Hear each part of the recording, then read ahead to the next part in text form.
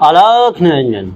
आज मैं इस वीडियो के माध्यम से सबसे पहले जो लोकसभा के द्वारा संसद में महिला आरक्षण बिल पास किया गया है उसके लिए इस देश के 140 करोड़ जनता को सबको बधाई देना चाहता हूं और बधाई देने के साथ साथ मैं मोदी जी से कुछ बातें इस रिजर्वेशन बिल पर पूछना चाहता हूं, जिसको मोदी जी ने नारी शक्ति बंधन बिल का नाम दिया है। मैं मोदी जी से ये पूछना चाहता हूं कि मोदी जी, इस देश की महिलाएं अपने घर परिवार को चला नहीं पाती, बहुत दुखी रहती हैं, बहुत परेशान रहती हैं। आपने उन चीज़ों के लिए कार्रवाई क्यों नहीं करी?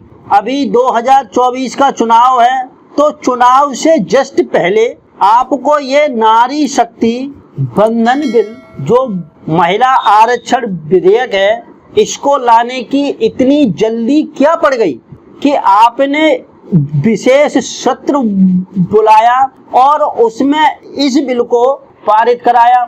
इस देश में आपको पहले ये चीजें तो सुधारनी चाहिए कि जो महिला हैं, महिलाओं की कंडीशन कितनी ज़्यादा खराब है। आपकी सरकार में, मोदी सरकार में कितने सांसद और कितने लोग ऐसे हैं जिनके ऊपर महिलाओं का शोषण और बलात्कार और ऐसी गलत चीज़ों के आरोप लगे हुए हैं जिनकी जांच अभी तक पूरी नहीं हो पाई है।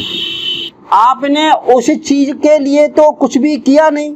आप महिला आरक्षण बिल लेके आए हैं, इस बिल में कितनी कमियां हैं? आपको इस बिल को पहले तैयार तो करना चाहिए था सही से।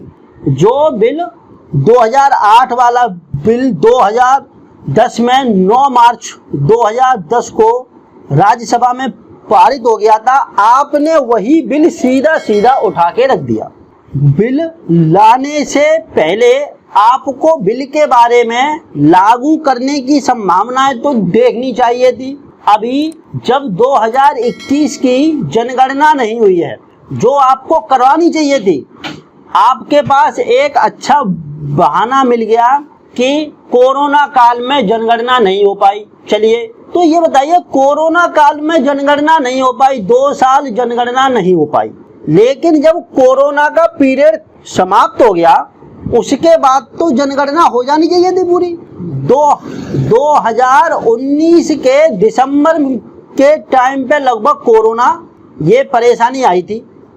मार्च 2020 से लेके मार्च 2022 तक ये परेशानी रही, लेकिन उसके बाद तो ये वाली जनगणना, जो ये 8-9 साल जनगणना काउंटिंग करने वाले लोगों ने जो जो कार्य किया उसकी रिपोर्ट तो होगी।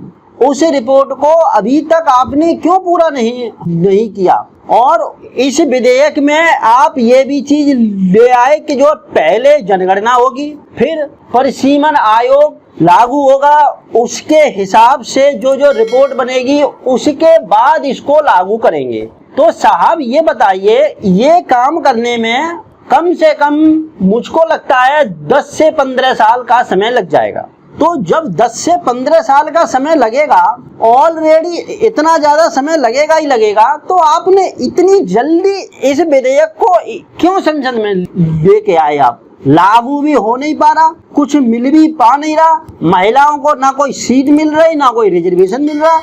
आप इसकी अपेक्षा कुछ ऐसा लेके आते कि जो लोगों के घर के खर्चे चलते, जिनके घर में कमाई नहीं हो रही है, बेरोजगारी चल रही है, उन घर की महिलाएं कैसे करके अपने परिवार का खर्चा चला पा रही हैं। सिलेंडर इतना महंगा है, गैस चूल्हा सब चीज महंगी है, खाने पीने की चीजें महंगी हैं। आपको इन सब चीजों पर विशेष ध्यान देना चाहिए था। ये बिल आप 2024 के लोकसभा के चुनाव के बाद भी तो ला सकते थे। आपने इतनी जल्दीबाजी क्यों की? चलिए, बिल आप लेके आए। अब बिल में ये बताइए कि SC ST का तो रिजर्वेशन है, लेकिन OBC का भी आरक्षण होना चाहिए। अगर OBC का आरक्षण नहीं होगा, OBC महिलाएं आरक्षित नहीं होगी तो ये जो ओबीसी का और सामान्य का जो ये बैलेंस है ये गड़बड़ा नहीं जाएगा।